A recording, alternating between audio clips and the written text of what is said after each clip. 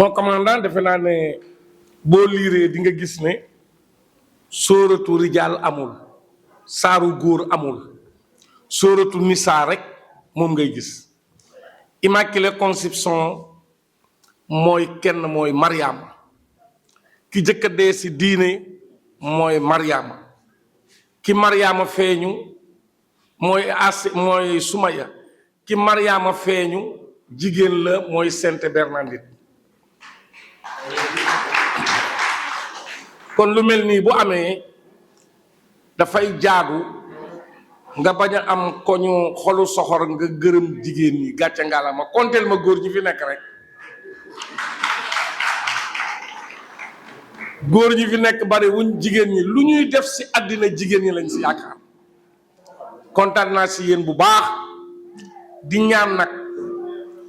kër gii ñu nekk dana tax conférencier bi gën a mun a waxtaan àddina diine baax na julli baax na dem Makka baax na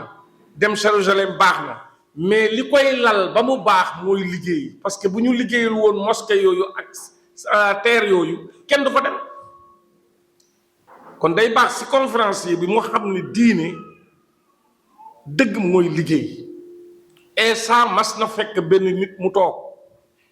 ci jàkk ji di wirde rek yontu yàlla Eesa di dem ñu ne ko kii day ñaanal ko mais mu ne kii ku baax la bu jullee mu ngi ci église bi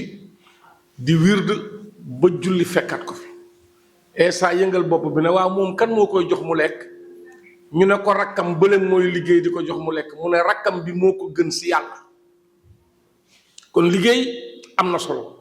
liggéey yëpp bi ci gën a am solo jàngale la ak santé al aqlu salim fil jismu salim wal jismu salim fil aqli salim xel mu sell ci yaram wu sell lay nekk bu yaram feebaree xel feebar mais bu yaram wéree lépp day wër nga nekk à l'aise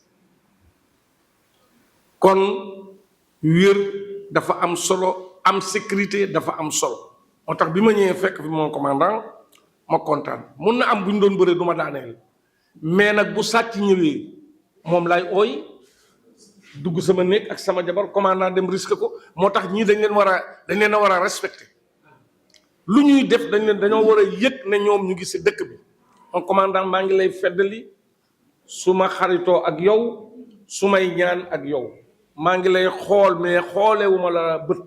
maa ngi lay xoole nopp maa ngi lay dégloo xel maa ngi adopté déglu bi ak sama xol di gërëm Xadi Jaw ak compagnon yi yépp nii la Joal na fi lii di bari gis nga ay jàng léegi folklore la doo sa jële dara mais conférence mooy suuxat xel ba nite yéen jigéen ñi taxaw leen ci lii bu baax bu leen ko def première mai rek di leen def conférence lu bari am na solo même commandant bu na conférence parce que xam na ci sécurité loo xam ne bu ko waxee ngeen jëriñoo ko ngalandu et cetera loolu dafa am solo Abdou Sarr xam na ni ñuy dëkkee am na diplôme yu mu am ñu xam ni ñuy defare suñu dëkk bi ba set am fi parce que faju lu mu bari bu set amul dara du baax kon nag maa ngi bañ a guddal pour conférencier bi mën a wax lu ñu dégg man nag dama koy jëkk a wax ne dégguma tubaab kon booy conférence ñi fi dégg tubaab bari wuñ waxal olof bi ñu dégg ko. salaamaaleykum. Je commencerai par adresser mes vives salutations à l'ensemble de l'assistance. Féliciter les travailleurs dans cette journée de 1er mai. Avoir les dames avec le sourire arborant de belles toilettes, je présume que tout va pour le mieux dans le meilleur des mondes. Salaire yi baax na, conditions de travail yi baax na, voilà. Mais nag impression boobu ngeen joxe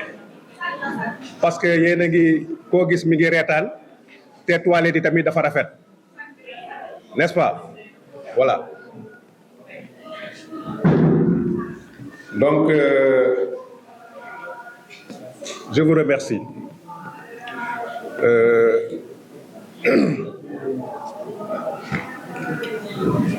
Damay avouer que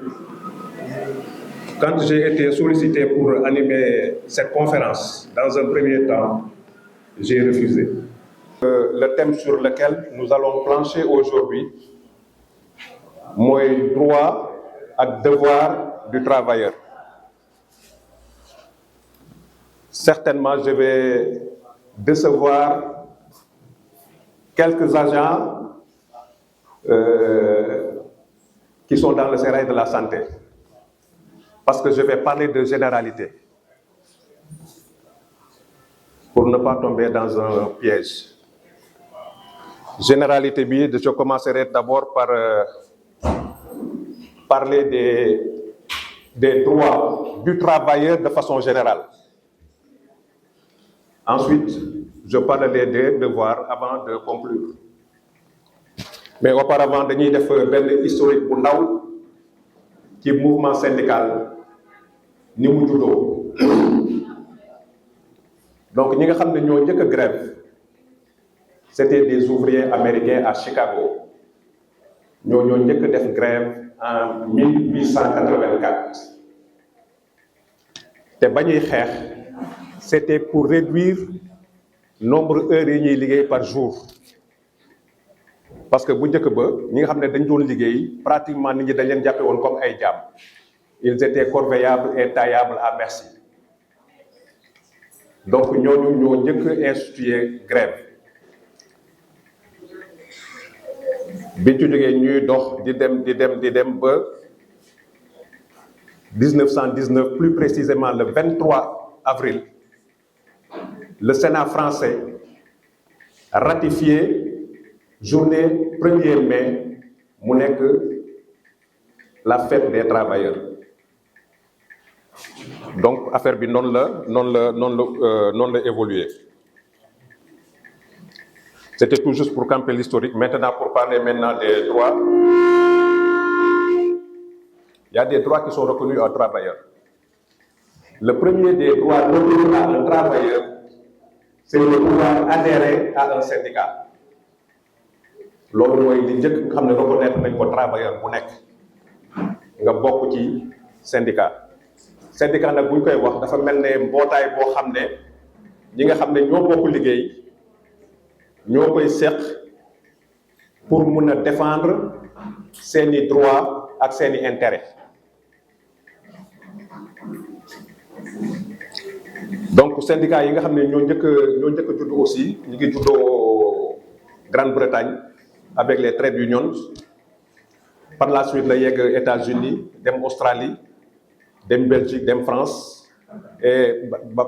tasaaroo dans le reste du monde. Au Sénégal, xaar nañu ba pratiquement dans les années 1950 la ñu am suñu premier syndicat yi. Et c'était des syndicats des enseignants. Les instituteurs ñoom ñoo njëkk a créé syndicat au Sénégal. C'était en 1954. Quelques années après, en 1959, ils ont été suivis par des professeurs de l'Afrique. Ñoom tamit ñu créé association des professeurs africains. Après les indépendances, ñaari entités yooyu dañu fusionné pour donner naissance à l'UNTS, Union nationale des travailleurs du Sénégal, qui est certainement l'ancêtre de la CNTS.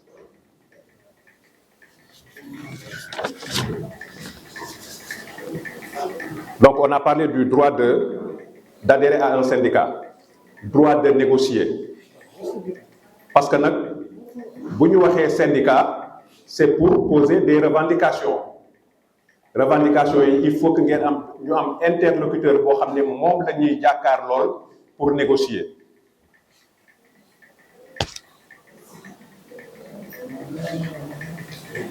Beneen bi mooy troisième droit bi mooy que discrimination warul entre les travailleurs. L'employeur bu mu xool ne par exemple kii neex na ma kii neexuma kii mun naa ko fay lu ëpp lii wala heure de travail am mun naa ko alléger par rapport ak keneen ñëpp ñoo war a yem tâche yi ñuy def.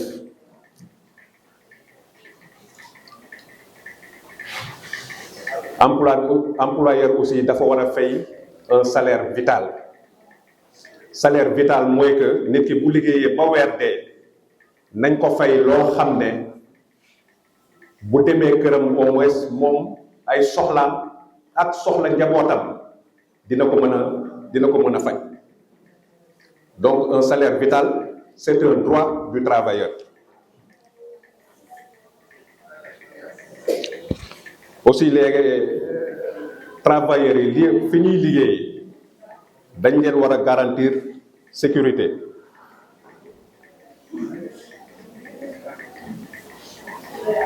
Heures supplémentaires aussi bon malheureusement dans la fonction publique ku nekk da ngay bëgg def ay heures supplémentaires parce que là tu as plus de revenus mais heures supplémentaires dafa métti surtout ci domaine bi ngeen di liggéeyee. xam naa ne ñu ngi wax par exemple heure yi ñu war a liggéey par jour 8 heures la 8 heures mais je sais que dans le domaine de la santé dépassé ngeen ko largement et peut-être que fay bi demeewul noonu.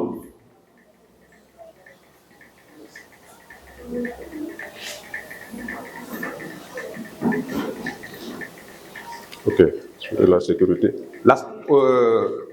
Le travail aussi doit être sécurisé. Gis nga un employé kenn du ko mettre dans la précarité. Donc pour ñu sécuriser travail bi il faut que mu am un contrat nga xam ne sa employeur bés bu lay dàq di nga am foo mën a sukkandiku pour la nga xam ne dafa warloo woon seen diggante mu mun la ko fay complètement.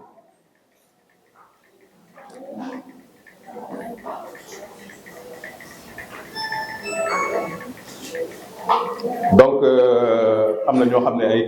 kii d'embauche la ñuy am ñii am ay CDD ñii am ay CDI ñii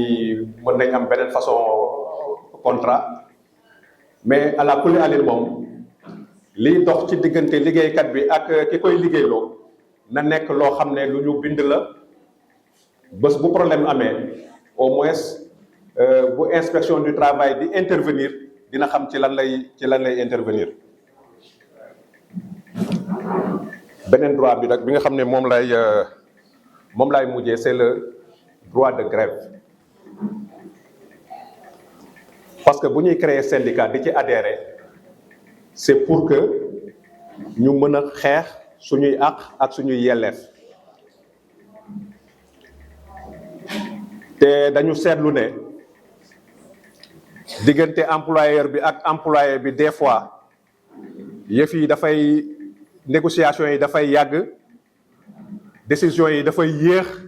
ba nga xam ne travailleur bi dernier recours am rek mooy dem grève mais nag grève tamit c'est vrai que c'est reconnu et consacré par la Constitution mais c'est encadré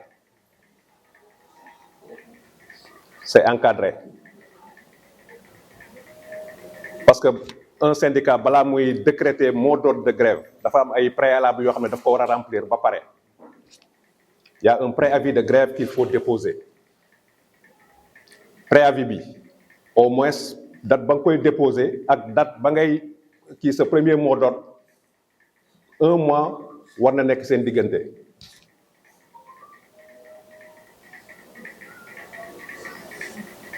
boo ko defee ba pare bés boo décidé dem grève la loi dit que mais malheureusement au Sénégal des fois nous voulons le beurre et l'argent du beurre dañuy dem grève ba pare jour yi ñu grève dañuy bëgg ñu fay ñu ko te la loi dit que jour boo grève dañ ko war a tirer ci sa salaire parce que loolu li koy compenser après dañu adhérer ci ay syndicats chaque mois dañuy cotiser ci syndicats yi normalement état bu defee ponction sur mon salaire ponction boobu mu def même si mon syndicat mënu ma ko kiyal intégralement am na benn partie boo xam ne syndicat bi war na ko mën a jël en charge parce que cotisation yi may cotiser pour loolu la mais malheureusement gis nañ aussi suñu syndicat yi ni ñuy fonctionner suñu cotisation yi bureau syndical bi nu ko neex la ciy disposer voilà parce que moi j'ai été dem nañ benn Anna Ibou Ndiaye dem nañ benn jour benn congrès suñu syndicat mais on a constaté que suñu secrétaire général mais bi ñu toogee di waxtaan ni on a vu que moom ci biir syndicat bi dafa am ay nit ñoo xam ne bu tabaski jotee bu korite jotee bu Pâques jotee mais ñii daf leen di jox ay 150 000 ñii ay 250 000 ñii ay 300 000 te du ko defal ñeneen ñi et pourtant xaalis boobu ñun ñëpp ñoo ci yem. Donc suñu syndicat yi ni ñuy fonctionner tamit vraiment c'est à revoir beneen bi mooy suñu mandat au niveau les délégués du personnel suñu mandat yi parce que ñun bi ñu demee congrès ak léegi je crois que bientôt ça va faire de façon dépassée de 3 ans or le mandat ne doit pas dépasser 3 ans war nañ ko renouveler waat mais nit ñi dinañ étonné wu sax di gis ay nit ñoo xam ne jusqu'à présent war na leen ba ñu demee retraite ça fait plus de 20 ans jusqu'à présent ils dirigent des syndicats mais kooku est-ce que mënati na wax ci turu liggéeykat yi parce que booy xool ay avantages yu bëri moo ci nekk ñooñu booy xool organisation internationale du travail ñoom ñoo fay nekk buy ay voyage Genève buy am ñoom ñooy dem per diem yi leen di jox ci réunion yooyu ñoom ñoo koy jël boo xooloon aussi au niveau fii mu tuddati HCT kii bi au conseil des collectivités au conseil économique et social pratiquement syndicalistes yu mag yëpp les syndicats il est protégé par la loi parce que loi bi li mu wax mooy le délégué syndical employeur bi mënu koo dàq tant que amul autorisation inspection du travail le délégué syndical pendant son mandat qui dure 3 ans kenn mënu ko lutter chef am mënu koo jëlee fii yóbbu ko feneen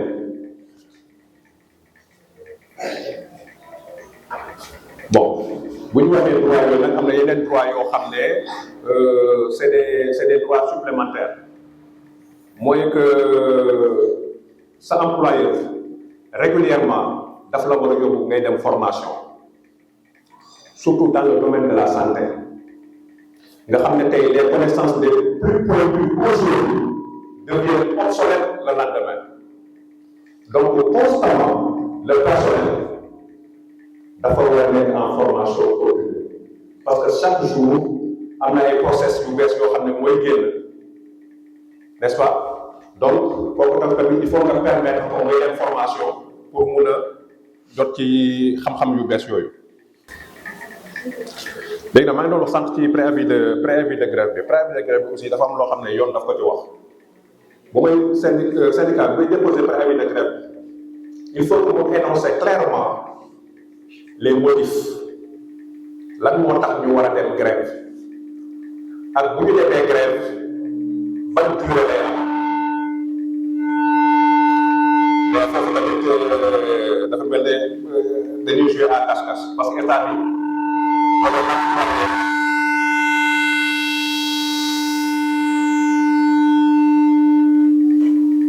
état bi wala employeur bi des fois dafay bëgg a casser le mouvement mais syndicalistes yi dañ koy contourner bu ñuy déposer préavis de grève bi du ñu joxe benn durée boo xam ne bu exact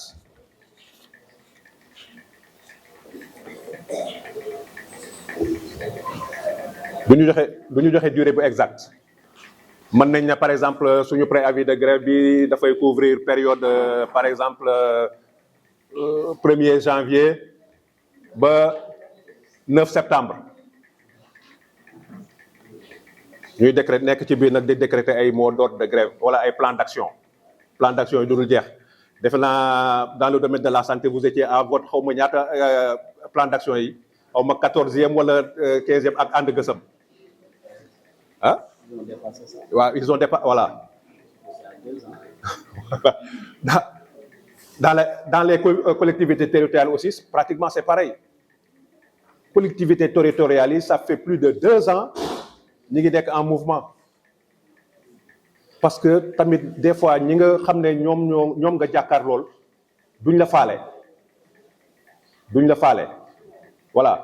donc da ngay dem ba à un certain moment yow sax da ngay am kersa ndax préjudice bi ngay teg nit ñi mais xam nga ne un mouvement boo xam ne ça a duré 2 ans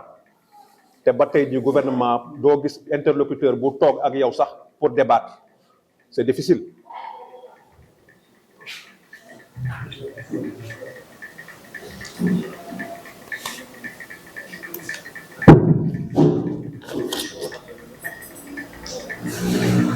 léegi damay ñëw ci devoir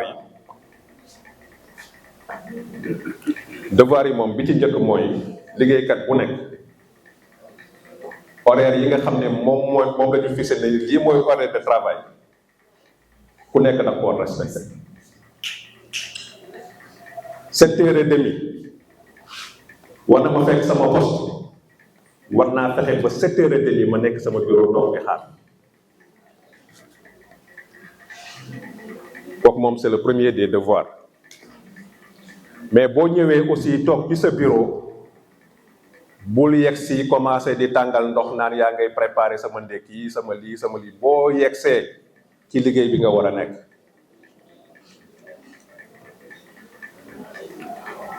aussi ñu fexe jumtukaay yi nga xam ne employeur bi daf koy mettre à notre disposition nga xam ne ci mbirum liggéey bi la bokk ñu jéem ko sàmm ko bu baax ñu fexe aussi ba suñuy collègues buñ leen exposé à des dangers ñun daal bu ñu ñëwee suñu place liggéeyukaay nañu fexe ba relation yi nga xam ne moom la ñu am ak suñuy collègues na nekk ay relation yu saines parce que nag loolu mooy tax liggéey bi mën a jëm kanam parce que bu ñu xëyee mag yow ñu bokk bureau tey dëkkee xuloo bureau boobu liggéey ba du dox donc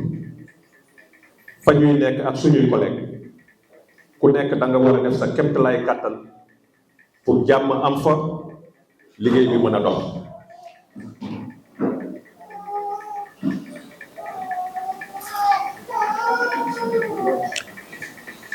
c'est vrai loolu c'est des généralités mais dafa am yeneen yoo xam ne nag yéen daf leen concerner directement te des fois da ngay gis ay nit ñoo xam ne dañ koy jooy am na ñoo xam ne ils te disent que quand tu vas dans les structures de santé l'accueil n'est pas bon man miy liggéey ci santé ki nga xam ne dafa feebar ñëw bu fekkente ne man la njëkk a jàkkaar lool war naa fexe lu ma ko accueillir ba nga xam ne métit ba nga xam ne moo nekk ci moom sax dina xaw a wàññeeku bon c'est pas tout le monde loolu nag boo foo dem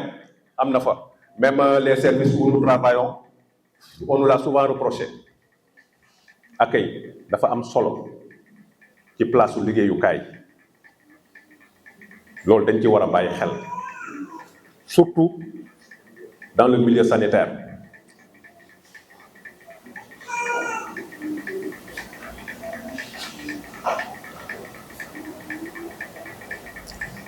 santé moom képp ku dugg si te je crois que même dans le sermon d'Hippocrate docteur je parle sous le contrôle du docteur dans le serment d'Hippocrate loolu bokk na ci nga xam ne docteurs yi dañ koy waat dinañ taxaw, je crois que c'est au moment de soutenir la thèse, dinañ taxaw ci kanamu jury bi ak seeni naataango ak seeni famille yi nga xam ne ñoo fekk ci thèse bi dinañu yëkkati seen loxo waat ne sama bërëbu liggéeyukaay bu ma fa demee malade bu ma fa fekk wala blessé bu ma fa fekk dinaa ko teeru, dinaa fexe ba mu am les meilleurs soins possibles te duma ci seet xaj yi ak seen, duma xool ci ban waaso la bokk, duma xool ci ban religion la bokk, duma xool ci ban parti politique la bokk. Loolu moom je crois que dans le milieu médical waat la boo xam ne dañ ko fay waat. Le secret professionnel aussi, je crois que ça fait partie du serment d'Hippocrate. Dans le milieu de la santé, des fois, da ngay gis ay situation yu doy waar. Situation yooyu yoon mayu la nga génn di ko waxtaane wala di ko nettali ci biti.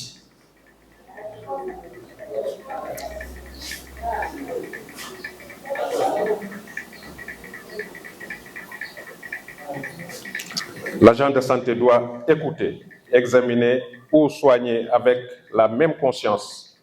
toutes les personnes, quelle que soit leur origine, leurs mœurs et leur situation de famille. Voilà. En définitive, nous notons que le mouvement syndical a encore du chemin à faire parce que les défis sont nombreux et complexes. Parce que boo fajee benn soxla rek am na beneen soxla bu taxawaat tey bu ñu xeexee ba ñu augmenter ñu par exemple 100 000 francs ci suñu ay salaire le lendemain inflation am les prix flambent mais dafay mel ne yokk boobu ñu yokkaloon amatul njëriñ. Donc il faut que ñu taxawaat encore pour xeexaat pour décréter ay mots de grève ay mots d'ordre de grève pour que encore employeur bi gën a yokkaat encore. Donc àdduna bi noonu la bindoo, il y a beaucoup de crises, des crises économiques, il y a beaucoup de guerres dans le monde te yooyu yëpp dafay affecter le travailleur parce que c'est des situations yoo xam ne c'est des situations qui favorisent l'inflation te bu inflation amee rek le premier impacté c'est le salarié, bon c'est la personne de façon générale mais nag salarié ak salarié bi, n'est-ce pas? Voilà. Donc c'est ces quelques points. Bon am na yeneen yoo xam ne mënoon nañ ko wax mais li ñuy wax rek li duuf yëpp xajul ci cin li. Et donc c'est ces quelques points que nous voulions jeter sur le plat. Voilà. La pédagogie de l'essentiel nous impose à nous limiter à cela. Je vous remercie.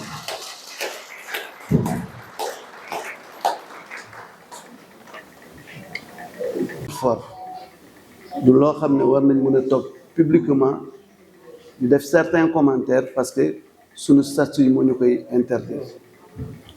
On peut venir dans une manifestation, écouter, informer l'autorité par rapport à ce que nous avons vécu ou ce que nous avons entendu. Mais par contre, di jël yeneen position yi, ça c'est clair que on nous l'interdit.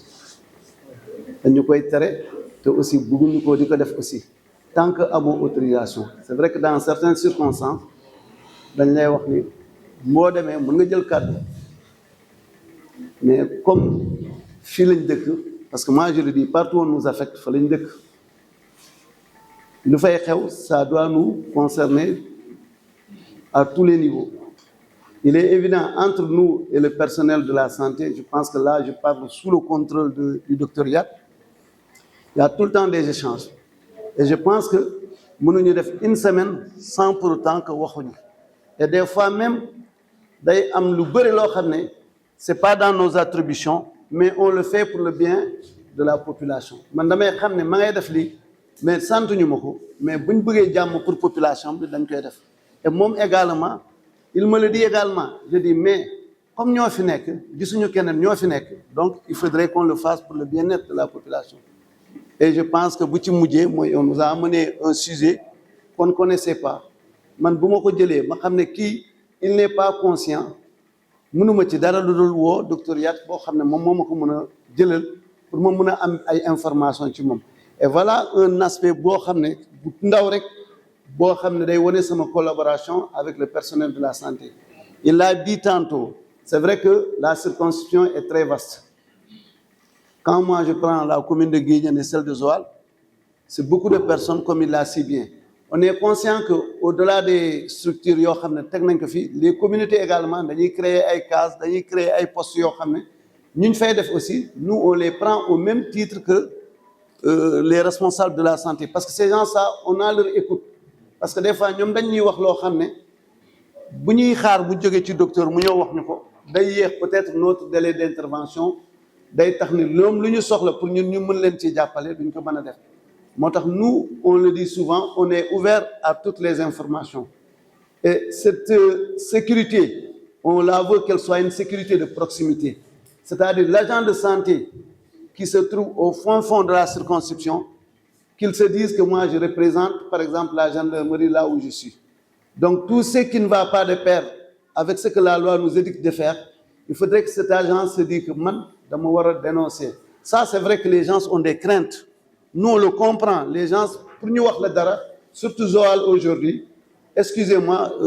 c'est une conférence qui était bien cadrée on devrait pas parler des travailleurs et de leurs droits peut-être de leurs devoirs également comme l'a si bien dit le conférencier mais on me tend le micro je voudrais tout juste demander à tout le monde cette faveur mais cette faveur qui va dans l'intérêt des travailleurs en ce sens que la sécurité, tant qu'une population ne s'approprie pas de cette sécurité, elle ne marche pas. Et nous savons que Joal et ses alentours, chaque jour, les gens posent des actes pour lesquels ça peut impacter sur la population, parce que nous sommes ay doom lañ fi yore, ay rakk lañ fi yore, ay frères. Mais on se tait. Et je donne un exemple terre à terre. C'est une obligation en principe pour le bon citoyen, c'est de dénoncer tout ce qui n'est pas bon dans son environnement et qui pense que c'est un acte délictuel ou criminel que les gens se posent. Et je prends un exemple terre à terre aujourd'hui. Nous le vivons parce qu'à chaque fois, je dis au docteur, il faudrait que est-ce qu'on peut aller l'interner? C'est compliqué. Nous, on écrit des fois, on nous rejette. Est-ce que nos écrits sont motivés? On est obligé de nous référer au médecin pour pouvoir le faire. Des gosses qui entrent dans la dépression et tout ça, là, le gendarme, il ne peut pas. Mais pourtant, quand quelqu'un entre dans cette situation, le gendarme est la première personne qu'on interpelle. Qui m'a sonal ci quartier bi, m'a agressé, m'a dóor. Mais maintenant, lui waral loolu lu bëri aujourd'hui mooy cas yu ma am fii mooy tous ces gens-là sont dans la drogue et ils vivent dans nos quartiers. Ñu ngi sunu kër yi, ñu ngi sunu village yi, mais on les dénonce jamais. Et aujourd'hui, le facteur bu gën bon moo xam ne muy am xale yu ndaw yi, des gens qui donnent de la drogue à un gosse de 10 ans, 12 ans. Mu livrer ko ñun ñu jàpp ko dañ koy jàpp tout le temps fii c'est des gosses qui livrent de la drogue maintenant suñu quartier c'est vrai yow papa ak yaay yow yëgoo mais sama doom ñu ngi koy yónni bu livrer ma drogue et incessamment on a pris des jeunes et xale yooyu ku ma yónni xaw ma ko lañ lay wax parce que le gars a fait un travail sur l'enfant que ñun dañuy bañ sax def beneen pression ci moom ñu gaañ xale bi on est obligé de céder mais maintenant cette situation elle est récurrente à Joal. Il faudrait que yéen également ngeen jàppale ñu ci loolu. Je le dis parce que vous êtes partout. On trouve des agents de santé partout et même vos collaborateurs sont partout dans la circonscription. Kon tey ñun bu ñu liggéeyoon ensemble et je pense que c'est ça notre devoir également d'accepter de travailler en collaboration. On pourra aider à la population à ne pas glisser dans certaines situations. Surtout qu'on a des enfants à élever et on a le devoir de faire de sorte que lu ñu suñu bàyyi def ci ñun ñu fekk suñuy doom. Et je pense que c'est le souhait de tout un chacun de nous aujourd'hui. Bëgg naa sama doom gën ma sama doom bu may gën aussi day fekk mu nekk si une voie boo xam ne il va jamais partir à la dérive du dugg ci délinquance bi du dugg ci drogue bi kooku nag yéen yaa leen ñu ci mën a dimbale gendarmerie rek mënu ko et je donne un exemple ci boobu lay mujjee avant-hier seulement les gens ont tenté de décaper la banque là la BNDE bu fii mais c'est un citoyen qui nous a appelé parce que bu ñuy woo ñun sore woon nañ Joal parce que dañuy génn des phases Joal pour nous retrouver dans d'autres contrées mais moom lu mu ñu wooyee moo tax gars yi yóbbuñu kees banque bi parce que dajji nañ ko teg nañ ko ci ay pono ñu ngi koy diri mais comme ñoom ils sont organisés comme ñun dañuy teg nit fële ñu teg keneen fële seen ñu auto gendarmerie bu mu yuuxoo les 6 qui étaient dans la banque sont tous sortis balaa ñun ñuy taxaw ci banque bi ñun dugg nañ koñ bi topp nañ leen sax mais après on n'a pas pu les voir donc juste pour vous dire que vous êtes extrêmement important pour votre sécurité bu ngeen bokkee ci seen sécurité dina am lu bëri ñu ñuy dal ñun ñëpp mën nañ bokk aar ko maintenant defe naa ni lii laa amoon kàddu pour wax ko maintenant je vais poser une question aux conférenciers parce que je pense qu'on est tous des travailleurs ça je le dis ce n'est pas le commandant de brigade qui pose une question c'est Ibou qui pose une question donc qu'on comprenne que si je ne suis plus un commandant de brigade je pose une question en tant que Ibou voilà parce qu'il faudrait qu'il y ait cette distinction parce que je ne suis pas habilité à entrer dans certains détails là je le dis parce que c'est un constat que j'ai fait compte tenu de nous on fait beaucoup de fiches sur le personnel de la santé parce qu'on connaît certaines situations que vous vivez là je le dis pour que nit ñi comprendre ko nit ñi lu ñuy gis ci ñun mooy jàpp tëj et maintenant tout État qui se veut fort s'appuie sur le renseignement pour partir et ce renseignement nous les plus petits détails on le fournit à l'autorité. Je donne un exemple terre à terre, c'est par rapport, et ce sera ma question également, par rapport au personnel de la santé. C'est un constat que nous avons fait, je pense que vous vivez cette situation. Des gens qui se retrouvent pendant plus de 10 ans dans une situation de contractuel. Que dit la loi par rapport à ça? Parce que là, c'est un peu délicat, parce qu'on sait que l'agent qui est contractuel, il n'a pas les mêmes privilèges que l'étatique. Et à ce que je sache, même dans les banques, vous partez pour prétendre à un prêt, et ça pose problème parce que vous êtes contractuel. Pour les gens, vous n'offrez pas une certaine assez de garantie pour qu'ils puissent vous donner de l'argent. Mais malheureusement, cet agent que vous prenez à 20 ans, qui fait 10 ans, 15 ans avec vous, quand est-ce qu'il aura les opportunités et les mêmes avantages que l'étatique pour pouvoir bénéficier de certains avantages qui lui permettront de vivre dans une certaine aisance. Merci et excusez-moi si j'ai été long.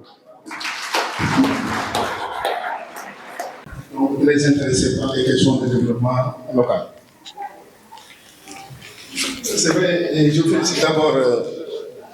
ceux qui ont organisé ce panel, avant de féliciter le panéliste et l'ensemble des personnes qui sont sur le présidium à leur titre et qualité. Comme l'a si bien dit l'exposant, vous savez, en matière de contrat, il y a 3 choses. Il y a la prestation, il y a la rémunération et le lien juridique qui existe entre le travailleur et l'employeur. La question que je voudrais poser, question contribution, existe-t-il un contrat ou bien un lien juridique entre le personnel communautaire et le comité de développement sanitaire? Parce que moi qui vous parle, j'ai été trésorier du comité de santé pendant 8 ans, de 1998 à 2006, j'étais le trésorier, mais en son temps, il n'y avait pas. Maintenant, avec l'évolution, je pense que ces types de contrats doivent exister. Existent-ils? Parce qu'en son temps, il n'existait pas. On avait trouvé une formule par rapport au personnel communautaire. Parce que c'était des gens qui, après autant d'années de travail, autant d'années de labeur, se retrouvent à la retraite avec 0 franc. Nous, on avait trouvé la formule qui consistait à les assurer, à leur trouver une assurance retraite. On avait trouvé une assurance retraite pour le personnel communautaire. Je pose la question, est-ce que cette assurance retraite existe jusqu'à présent? Parce qu'on avait commencé par 2 personnes en son temps. Il s'agissait de Louise Ndiaye et de Pape Diouf. Je me pose la question, est-ce que ces types d'assurance existent? Parce que l'objectif pour nous était, à l'arrivée, à la retraite, qu'ils puissent bénéficier de l'assurance retraite et vraiment avoir tout ce qu'un retraité doit avoir.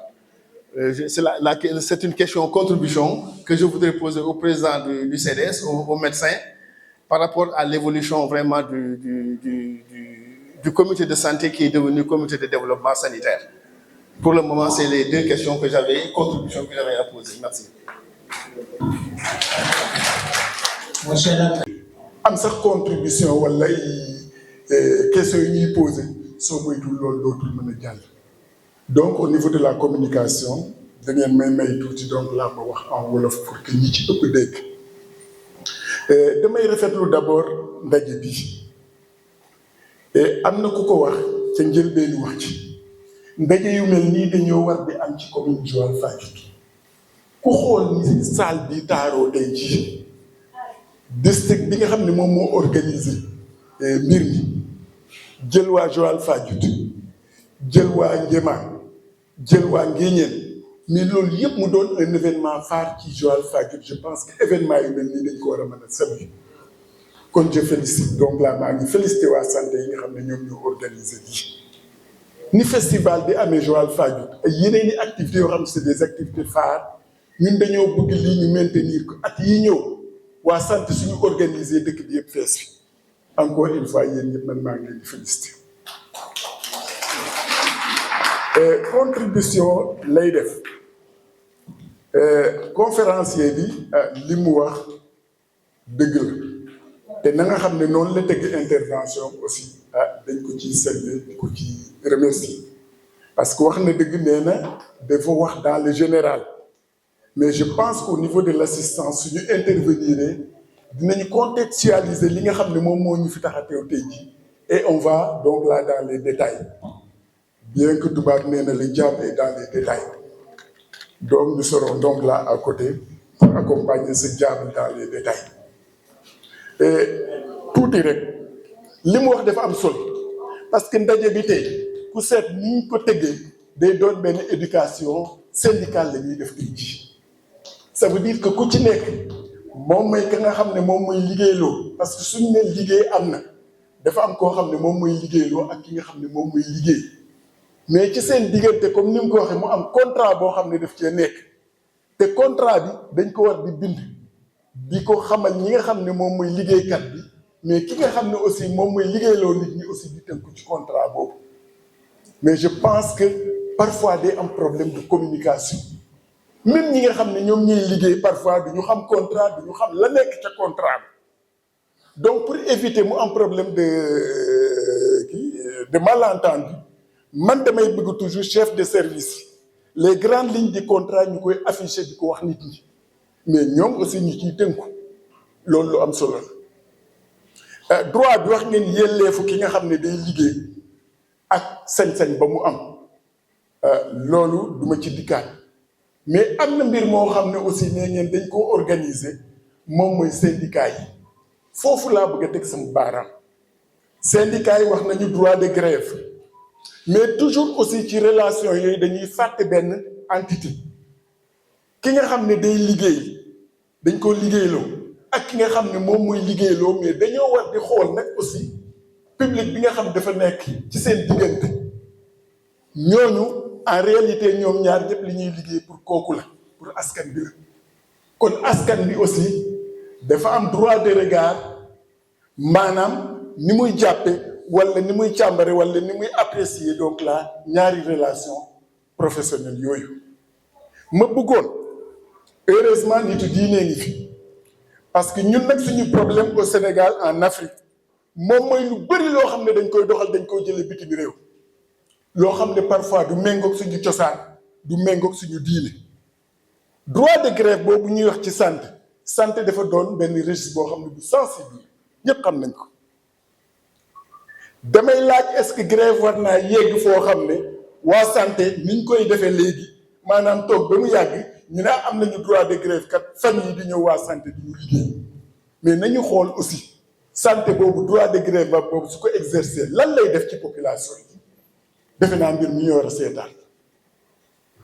mais je pense que su doon dañoo def benn référendum wax waa dëkk bi yëpp ne est-ce que waa santé war nañoo yegg day grève ñu ëpp ci population dañ naan déedéet dëgg la ou bien du dëgg oustaz donc am na loo xam ne dañ ko war a xool ci ñun suñu cosaan xool ko ci suñu diine te maa ngi lire léegi ci Google ñaari relation yooyu dafa war a tënku ci éthique ak morale parce que dafa am dëkk yoo xam ne même su dee santé bi dañoo grève mën nañoo dem ci clinique yi est-ce que suñu dëkk bi nii nga xam ne noonu la bindoo soit dispensaire grévé ñan ñoo ci mën a dem fay clinique bëriwul kon bokkuñu contexte ak ña nga xam ne ñoom ñoo tëraloon looloo tax mu bëggoon ñu xool loolu man de nee naa bëgg naa quand même ñu exercer seen droit de grève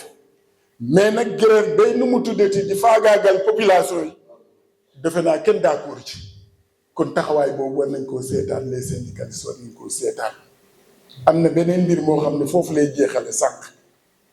nga xam ne ñëpp dañ koy jàngat di ci wax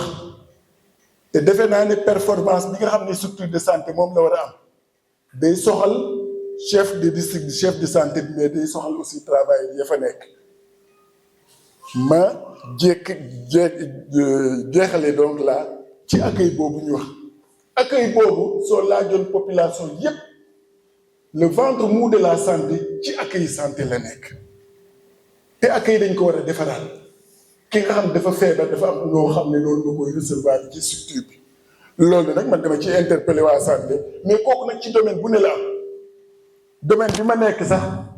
daf ca am problème santé daf ca am problème je vais taquiner aussi le commandant de la brigade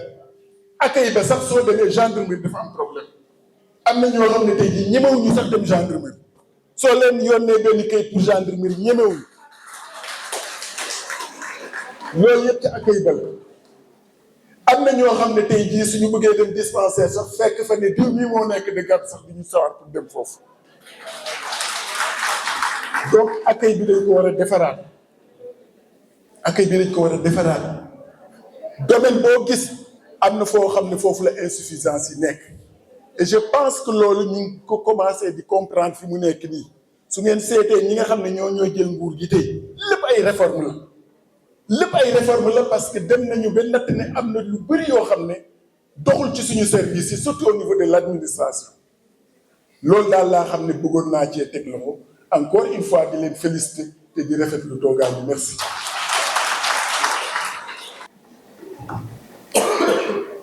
maa ngi gërëm docteur Diène docteur Yade defe naa li ñu may gis bariwul waaye maa ngi leen di gis ak sama nopp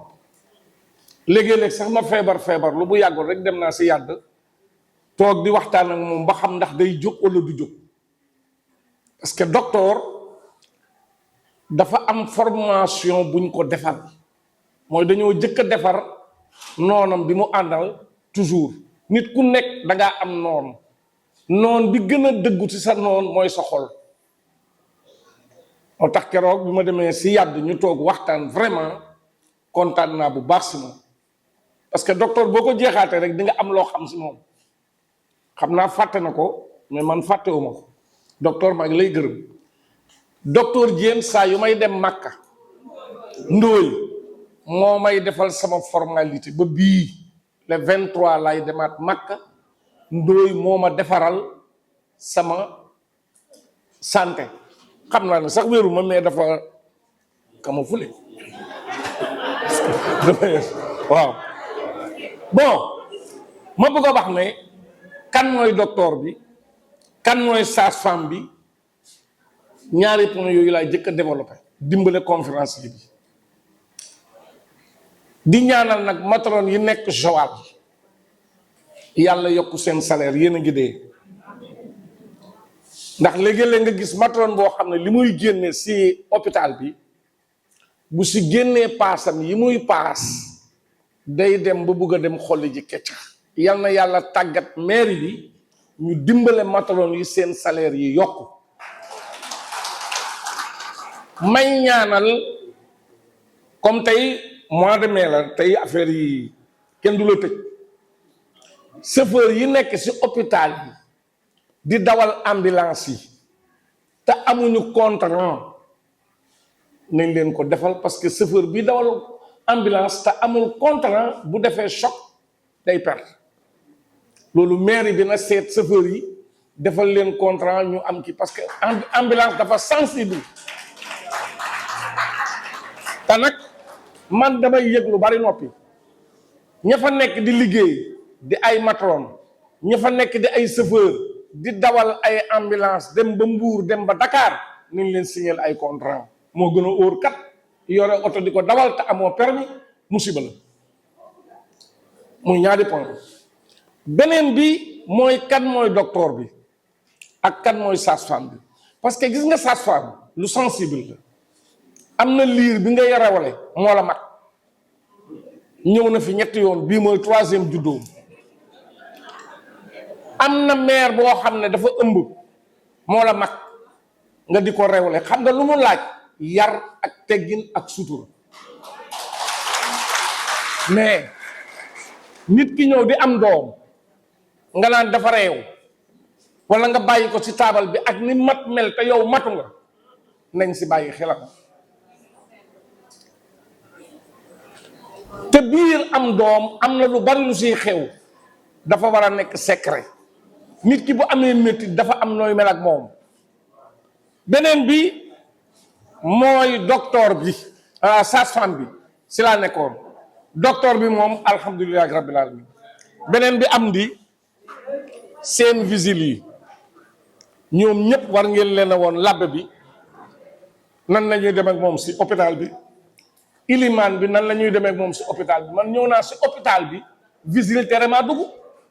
yëg na ko tey mois de mai la dañ ko war a wax man damaa am droit chaque vendredi ma dugg si salle yi ñaanal bépp malade labbe bi dafa am droit chaque vendredi mu dugg si biir ñaanal bépp malade waaye li ma ko faje keroog mooy xam naa ne yàdd duma ko def ndóoy duma ko def am ni duma ko def kon ñi nekk si porte bi itam di leen defal formation ñu xàmmee kilifa parce que am na kilifa koo xam ne ku mel ni man damay ñëw léegi sol la ko sol jiin dool kat su ma ñëwee doo ma teg imam parce que imaamu Sénégal il faut nga sol caayo sol jasneer si tàngoor bi te man dugguma si yooyu du ma jooy te fekk ne tàngoor a may rey kon nañu xàmmee nit ñi nga xam ne nitu diine lañ beneen bi hôpital bi bu Joal laa wax de dañ leen a war a féliciter tabax yu màgget yi fi nekkoon yépp génne nañu ko te nit bu tëddul fu baax tëddul lal bu nooy du wér gis nga yow ak mat fu tilim la ñu gën a yàpp mais ku waxal yàlla ak yonent bi xam ne docteur yi fi nekk lekkuñu kees gi hôpital bi baax na saal yi baax na lal yi baax na tubaar fakal ma ñëw moo commandant man commandant laa comme yow na ñëpp nekk gendarme man gis naa ko feebar am AVC ne waa këram buñ ko wax kenn ñemewu ko wax ba mu dee fii si Joal mais population bi dëkk ak waa jooju bu doon France la dañ leen di jàpp da nga war a dem wax ko docteur bi ne ko am na ko feebar suñu koñ kat te day bañ ñu andi ko hôpital ambulance lu muy jëriñ mu dem jëli ko mais seetaan bi moo bari léegi ci sénégalais yi sama koñ ak koñ bu nekk kenn ku nekk yaa luye tuxkatu yàmbaa yi ñun ñii ñoo leen luye mu wóor la ne borom kër gi day tux yàmbaa wala ñi fi luye dañuy tux yàmbaa kii am na numéro vert wala nga jaar brigade ne ko mon commandant suba na nga mel ni lu may seet si heure 10 heures man jàpp naa nit fii sama kër la doon tux yàmbaa fekk mu luye ma dem boole ko ak commandant de brigade bi mu di ko miim ne ma maag sa rakk la ma ne ko sama rakk yaag moo ma doon tux di taal cuuraay dem na France mais yow mego ya yaa ngi ko dugaloon si pax mi mais dafa daw sama koñ dañuy tux yàmbaa mu xeeñ ma dugg si jàkka ji rek yuuxu ñu de birti su fekkoon ne kenn ku nekk boo gisee lu bon si koñ di nga ko wax dëkk bi baax kenn ku nekk xam nga fi ñuy tuxe yàmbaa xam nga heure bi ñuy tux yàmbaa te bu feebar amee docteur yi ñoo koy faj nañuy dénoncer lu bon li ñuy gis loolu la yonent bi wax man raa minkum munkaran falyughayyirhu bi yadihi fa in lam yastati fa bi lisanihi fa in lam yastati fa bi qalbihi wa dhalika ad'aful iman ku gis si yéen lu ñu sib na ko dindi ak loxoom commandant de brigade moom loolu su ko munta dindi ak loxoom na ko dindi ak làmmiñam. Oustaz Ndour ak imam Idrissa ñoo ko moom, nañ ko def xutba. su ko munta dindi ak loxoom ak làmmiñam na ko jooy si xolam, mooy na julli ñaan yàlla tàggoog lu bon lii. fii dafa set wicc. moo commandant day doxantu fii guddi ay boori minuit, station appui boori minuit dafa doxantu. boo demee Caritas bàyyil ba guddi nga dem Caritas nga def nga wër. boo ko defee semaine, bu ma fi fekkee di nga ma félicité, su ma fi fekkul di nga ma félicité. boo demee boori port sa kaw, mais yéen ñëpp a ngi ko gis ay marière fi nekk. kon lu bon li ñuy gis nañu koy wax. loolu yëpp nag bu amee dafay dem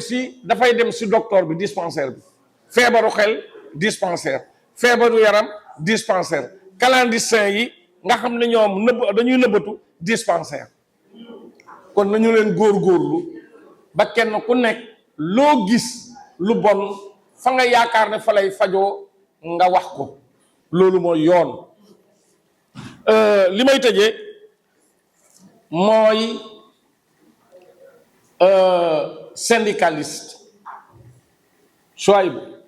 syndicaliste bu njëkk amoon na de, waaye léegi nag amul. xam nga lu tax? boo nee xaax ñu ñuuxal la nga noppi, topp gaañi di leen muñloo te yow muñoo muñ nga. nañ waxante dëgg rek. syndicaliste yi nañ leen seetaat bu baax kan la ñuy fal. beneen bi nga xam ne moom a concerné ku mel ni yàgg, am na ñoo xam ne ñu ngi fi. Fatou dem na defi formation, Khady Diaw dem na defi formation. mais pourquoi yéen du ngeen toog ñetti weer na tey jii dañuy jël matron yépp ak ñi nekk santé ñu daje def ñeenti fan yoo xam ne kenn mooy nekk professeur bi jàngale. Juwaalo dafa tuuti te rëy. Juwaalo dafa tuuti te rëy. nañ leen yokk xam-xam. nit nag lépp lu muy def li ko lal mooy xam-xam. amal alal amoo xam-xam di nga ko ñàkk. amal ndomb tànk amoo xam-xam di nga ko ñàkk. dafa bëri ay façon, parce que am na ñoo xam ne c'est des contractuels à durée indéterminée. je crois que ñooñu nekkul ñooy am problème ci banque yi. peut-être ki nga xam ne contrat à durée déterminée la am, boobu peut-être mën na am problème, parce que contrat yooyu la plupart du temps 12 mois la ba 2 ans renouvelable. mais nag le code dafa ne am na nombre de fois boo xam ne boo ko renouveler da nga ko war a embaucher. bon suñu entreprise yi loolu duñ ko respecter, parce que am nañ yeneen kii yoo xam ne mën nañ ko def pour contourner affaire boobu. parce que ki nga xam ne par exemple dama ko defal benn contrat bu njëkk, bu contrat bi demee ba jeex dama ko naan demal nga toog. mu dem toog par exemple 3 mois 6 mois ñëwaat ñu defaraat beneen contrat, dafay mel ne beneen contrat bu bees buy dama koy door a jël comme contractuel. donc ce qui fait que li nga xam ne code bi loolu lay imposer pour nga jël kooku boo matul mu nga ko dawloo ay années yu bare te loo ko regretter. wala sax yenn saa yi bon c'est vrai, parce que normalement c'est la personne qui doit être au centre du développement. loolu la xel mën a nangu. nit moo war a nekk au centre du développement. mais malheureusement employeur bi moom ay gañoom rek ñoo ko soxal. est-ce que je sais que am na entreprise yoo xam ne sax pour éviter loolu dafa am ay services yoo xam ne dañuy préférer, parce que yooyu c'est des termes yoo xam ne ay externaliser ko, au lieu ñoom ñu koy liggéey ci biir entreprise dañ koy génne ci biti jox ko confier ko ñeneen, beneen entreprise di traiter loolu ndax rek bañ code du travail bi contraindre leen pour ñi nga xam ne ñoo lañ leen comme contractuel ñu recruter leen. bon dans la fonction publique aussi dafa am statut yoo xam ne bokkul, parce que dans la fonction publique il y a des agents fonctionnaires am na des agents yoo xam ne c'est des non fonctionnaires et pourtant ci biir fonction publique bi la ñu nekk statut yi dafa bari bon dans le domaine de la santé loolu moo taxoon bi ma nee waa santé ngay defal conférence j'avais exigé à ce que le syndicaliste maison soit à mes côtés pour pouvoir répondre à certaines questions parce que am na question yoo xam ne peut-être ñoom ñi nga xam ne ñoo suivre évolution dossier bi seen dossier yi ñoom rek ñoo ci mën répondre c'est vrai que agent communautaire yi bi ñuy liggéey structure de santé yi ba léegi mi ngi bëgg a yàgg mais je crois que am na benn évolution boo xam ne am na parce que nag gouvernement bi tamit bon ay nit ñoo fa nekk day xool ne ñii bañ a di liggéey loolu ba tey te peut-être fay ba war defaluñ leen ko je crois que am na loo xam ne mi ngi commencé di bouger dans ce sens am na ay décret boo xam ne président jël na ko am na ñoo xam ne peut-être ministre de la santé bi fii nga xam ne ñoo fi ñëw mën na am ay lenteur nag mën na am ay lenteur parce que administration noonu lay doxee dafa bëri ay lenteur et puis des fois ils le font exprès pour traîner dossiers yi en attendant nga xam ne ñu bëri ci nit yooyu dinañ dem à la retraite voilà donc peut-être docteur dina mën a intervenir foofu après voilà léegi li may waxaat mooy que monsieur le maire c'est vrai yaa ngi doon wax est-ce que les agents de santé am nañu droit grève bon bu ñu seetee moralement comme ni nga wax dafay xaw a juyoo ak waat bi nga xam ne dañ koy waat waaye nag boo gisee ñu dem grève rek c'est parce que les gens ont été poussés à bout parce que balaa ñuy décréter mot d'ordre de grève dafa am ay étapes yu bëri dañ koy jaar dañuy tax ay brassard rouge dinañu def sitting dinañu def marche ba te yooyu yëpp ngay def yooyu autorité bi du la faale du wax ak yow sax tant que arrêté wuloo du wax ak yow donc kooku boo demee ba décréter un mot d'ordre de grève moom moo la poussé à bout parce que xëy na am na noo xam ne bu ko teeloon a wax ak yow peut-être mën nga bañ a yegg foofu te puis je crois que dans tous les services aussi bu fekkee dañuy def grève tamit y a un service minimum boo xam ne il faut que ñu mën ko assurer parce que nag am na nit ñu feebar yoo xam ne mënoo xaar bu ñëwee kooku dañ ko war a prendre en charge n'est-ce pas je crois que loolu structure sanitaire yi lu ñu grève boo fa demee au moins dina am koo xam ne dina la accueillir ba mën na fajal sa soxla waaw je crois que ñaari question yooyu la moo kii yoon yooyu laa waroon répondre peut-être ma jox docteur nga xam ne peut-être il est peut-être beaucoup plus au fait que moi ci question contractuelle yeeg agent communautaire yi waaw. Et dans la renouvelée, apparemment, il y en a qui ont plus de 2 fois été renouvelés, que leur employeur, c'est l'État direct. Tout ce qui est des contractuels du CS, leur employeur direct, c'est le comité de développement sanitaire, représenté par Amissa, prendra part. Mais tout ce que j'en sais, c'est que aussi, c'est un contrat en tant que direct, avec qui ils ont été acceptés de recruter dans ce sens. Pour ce qui est des liens juridiques, effectivement, il y a un lien juridique. Avant, peut-être nécessaire, quand vous étiez dans le comité, c'était dispersé. Le comité, il n'y avait même pas un renouvellement régulier, ce n'était pas ordonné. En 2018, il y a un décret 35/2018 du président qui organise maintenant et donne un lien juridique au comité de développement sanitaire. Maintenant, avant c'était comité de santé, maintenant c'est comité de développement sanitaire, dont le président est représenté par le maire et il y a un secrétaire exécutif. Et il y a un arrêté qui nous dit comment on doit répartir les dépenses. C'est un arrêté qui nous dit maintenant votre dépense, vous devez les répartir de telle manière. Et cet arrêté-là est encouragé par le décret 35/2018. Cette arrêté a été encore renouvelé en 2021 parce qu'il y avait des négociations avec certains syndicats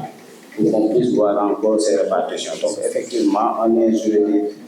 existe et des instances de renouvellement de ces comités existent. Et d'ailleurs, notre instance va se faire bientôt. J'aimerais qu'on revienne ici à l'accueil de tout direct. Accueil de santé, malheureusement, nous donnons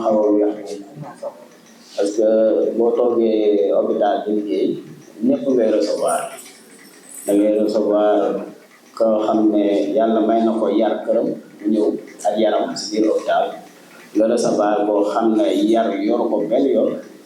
moom ngay ñëw si hôpital bi nga recevoir koo xam ne da ngay koy jaawale sax koo xam ne àndut ak xelam nga ñëw si hôpital du Sénégal rek monde bi yëpp sax personnel de santé bi dañ leen di gën di agressé pourtant les gens n'en parlent pas. Mais le personnel de santé est tout le temps agressé. Pourquoi on a autant d'agents de sécurité dans les centres de santé? Si c'était bu doon ñoo xam ne faj rek moo ñu fi indi loolu du am malheureusement ñun ñoo war a encaisser les mauvaises humeurs ak les bonnes humeurs yëpp ñu ñëw di fréquenter les structures de santé parce que heureusement ba tàggat nañu ci nu ñu mën a dalee. Récemment, il n'y a même pas une semaine, on était obligé d'appeler la sécurité parce que quelqu'un voulait agresser un de nos agents dans notre service d'accueil d'urgence. Boo xam ne ñëw na rek fël bunt bi nee na bu tax ci toog fii lu yàgg di métti di continuer donc c'est compliqué. Da nga koy essayer expliquer mais da nga koy bëgg a invité doo pour expliquer ko parce que malheureusement salle commune la am na yeneen malade bu malade am rek moo fa ne da nga koo bëgg a expliquer mais nit ñi du jéem a comprendre donc tu es obligé nag souvent de mettre de l'ordre dans le centre de santé sinon si vous mettez pas l'ordre vous perturbez ceux qui sont déjà là donc man j'invite mes collègues ñu gën a continuer rek garder leur sérénité garder leur sang-froid. À chaque fois bu ñu amee ce type de rencontre yoo xam ne c'est très agressif et que malheureusement ça commence à devenir benn tendance boo xam ne dans tous les hôpitaux les gens commencent à agresser les agents de santé pour cette journée ñuy fête du travail man je les encourage di leen masawu si loolu ñaan rek ñu continuer garder leur sérénité. Monsieur le conférencier nag bëggoon naa mu ñëwaat ci heure de travail yi. Heure de travail devoir yi moom wax nga ko waaye devoir yi foofu ñun ñi moom sonn nañ ci trop man dama jéem a wone ba sonn man j'essaie d'être à l'hôpital 8 heures moins pour que au moins ña am ñoo xam ne lii sax rus nañ kaa def ñu rus ma ci daal ne comme docteur moom ñëw 8 heures waaye man tam may ñëw 8 heures malheureusement nag am na yenn aléas yi climat yi te waaye bu seddee trop ba fajar bi di waaj a jege si 7 heures nit ñi doon xëy si 8 heures donc alors que hôpital lañ nekkuñu bureau administratif nekkuñu si boutique nekkuñu si supermarché parce que malade bi day yor mettitam guddi fanaan ak moom daal ne damay teel a dem hôpital pour faju bi donc kooku xàmmewul secteur bu naaj ak secteur boo xam ne donc le personnel doit faire l'effort que moment yooyu bi am ñu jéem a jël lu seen matuwaay pour teel a xëy si parce que tamit malade bi des fois moo leen fay jiitu te nag toog ba 8h30 9h bëgg a ñëw bëgg a faj coono malade bi loolu day dem ba nuroo àq donc nag il faut que devoir yooyu des travailleurs sur les heures soo nga jàppale ma ci gën ko waxtaan ak ñoom ñëw dafa am solo voilà sur ces mots là ma leen di remercier bu baax.